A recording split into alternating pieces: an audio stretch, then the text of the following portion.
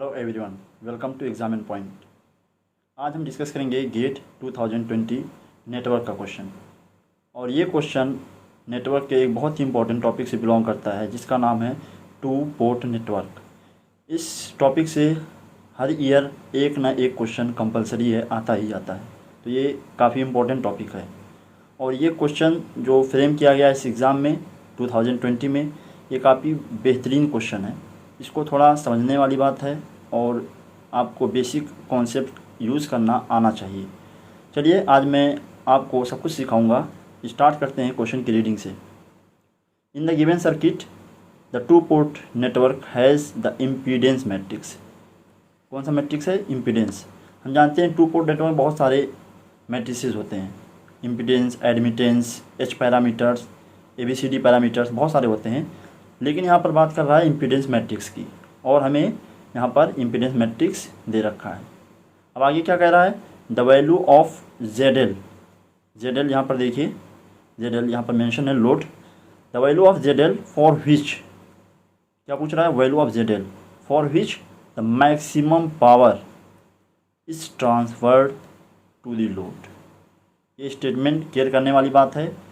पूरा क्वेश्चन इसी पर डिपेंड है।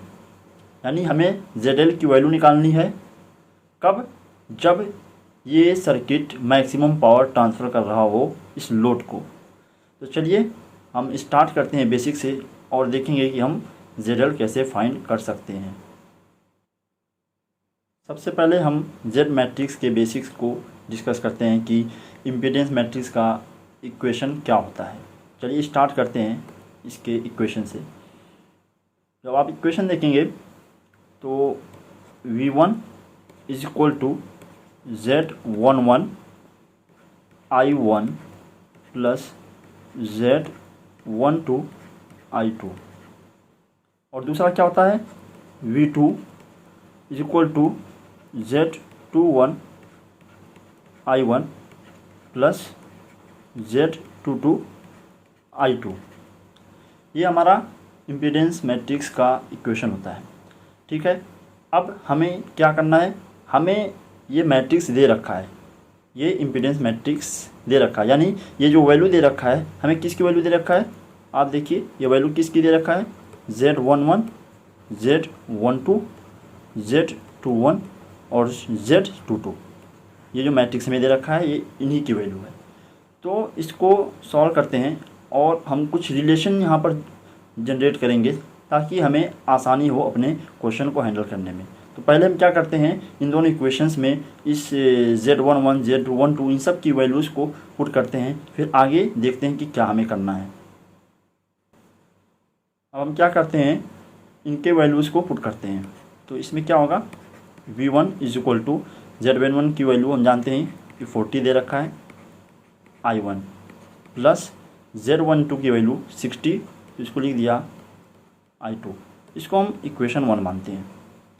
सिमिलरली दूसरा इक्वेशन देखेंगे तो V2 is equal to 60 I1 plus 120 I2। इसको इक्वेशन 2 मानेंगे। ये हमारा बेसिक हो गया इम्पीडेंस का, इम्पीडेंस मैट्रिक्स का। अब हम अपने क्वेश्चन पर दोबारा चलते हैं और समझने की कोशिश करते हैं कि हमें एक्चुअली में फाइंड क्या करना है। जब हम अपने क्वेश्चन पर जाएं तो देखेंगे यहाँ पर कि पूछ रहा है कि ZL की वो वैल्यू जहाँ पर हमारा पावर मैक्सिमम हो रहा हो। आप एक बार केयर करिए कि मैक्सिमम पावर के लिए हम हमेशा क्या करते हैं?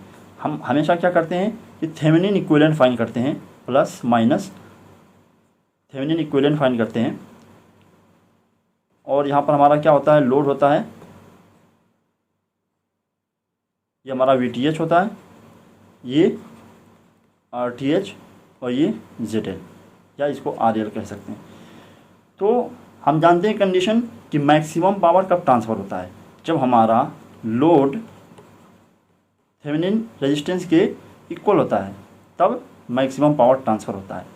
यानी कि मेन इम्पॉर्टेंट बात इस क्वेश्चन का क्या है कि इनडायरेक्टली ये हमसे पूछना चाह रहा है कि इस सर्किट का थेवेनिन रेजिस्टेंस क्या होगा। इनडायरेक्टली क्या है? ये डायरेक्टली नहीं पूछा, चाहता तो ये डायरेक्टली पूछ सकता था कि व्हाट इज़ RTH, बट ये इनडायरेक्टली पूछ रहा है कि ZL की वो वैल्यू बताओ जहाँ पर हमारा मैक्सिमम पावर ट्रांसफ़र होता है। और हमें ये बात पता है कि मैक्सिमम पावर ट्रांसफ़र तब होता है जब हमारा लोड जो है वो थेवेनिन रेजिस्टेंस के इक्वल होता है।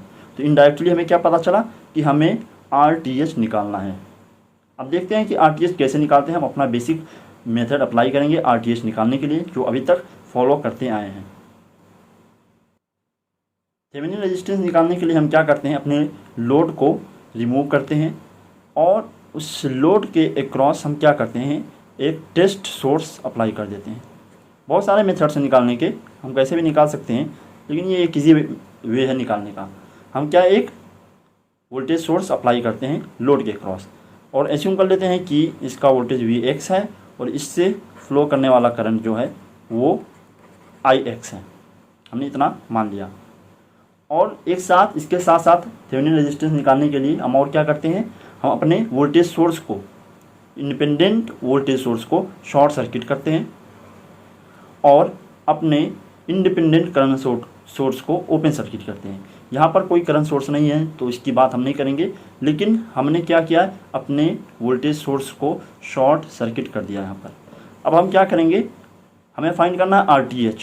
और यहाँ से आप देख सकते हैं कि RTH अब किसके इक्वल होगा, RTH इक्वल टू होगा Vx अपॉन Ix। ये हमारा RTH है। और इनडायरेक्टली आप देखिए, अगर आप देखिए तो हमारा Vx किसके इक्वल है, Vx हमारा Vx जो है वो V2 के इक्वल है, क्योंकि Vx और V2 दोनों पैरेलल हैं।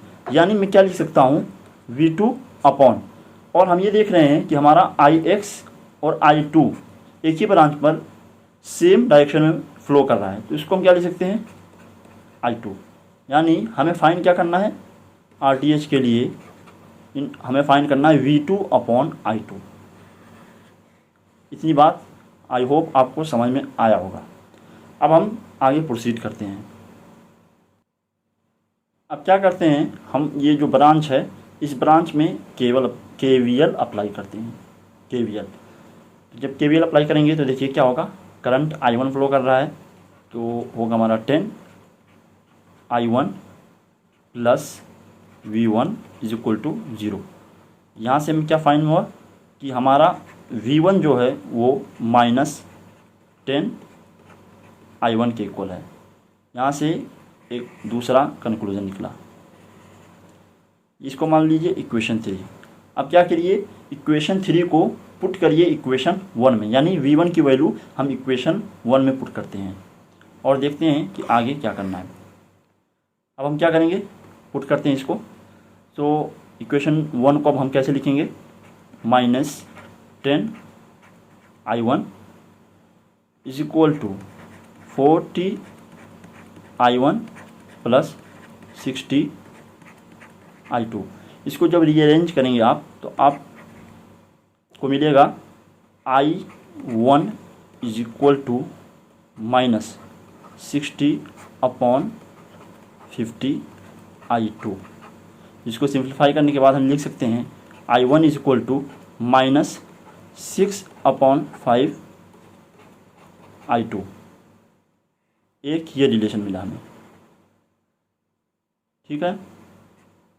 अब क्या करेंगे, इस I1 की वैल्यू अब हम इक्वेशन 2 में पुट करेंगे और इक्वेशन 2 में पुट करने के बाद हमारे इक्वेशन में सिर्फ V2 और I2 बचेगा और हम सिंप्लीफाई करके अपना RTH ईजिली कैलकुलेट कर सकते हैं।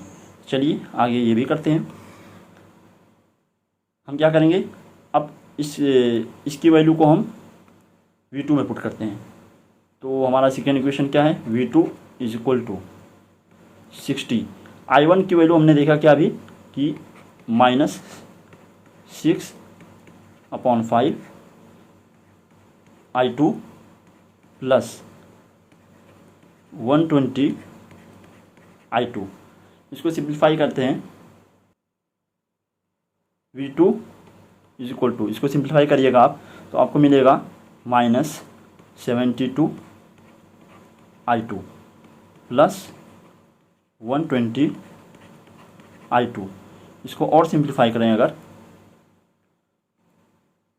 तो मिलेगा V2 is equal to 48 I2।